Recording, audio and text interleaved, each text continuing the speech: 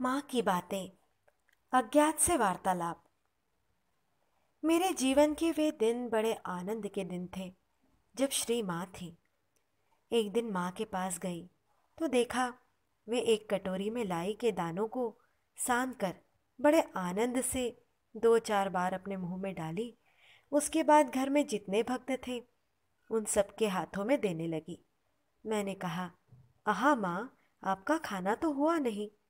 माँ ने कहा, इन सब लड़कियों के खाने से ही मेरा खाना हुआ।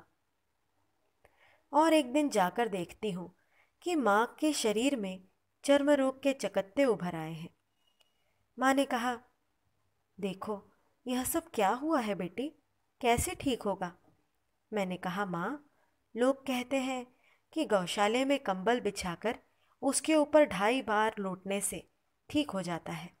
माँ ने कहा, हाँ, गौशाला और गंगा बड़ी ही पवित्र हैं, इसीलिए लगता है ठीक हो जाता है।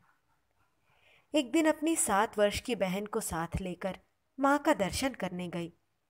कुछ दिन पहले वहाँ नवद्वीप गई थी और वहाँ से तुलसी की माला पहनकर लौटी थी।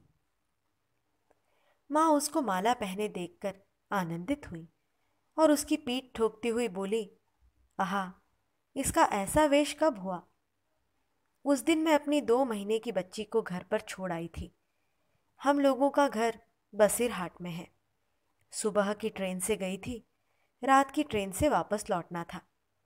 मेरे स्तनों से दूध उतर आया था और मुझे उलझन हो रही थी। इसे देखकर माँ ने कहा, तुम ऐसा क्यों कर रही हो? मैंने सारी बातें बताईं। सुनकर माँ कहने लगी, आहा, 2 महीने की बच्ची को छोड़कर क्यों आई हो बेटी, साथ ला सकती थी। मैंने कहा, माँ, आपके इस स्थान में आकर मलमूत्र करके अपवित्र करती, इसीलिए नहीं लाई।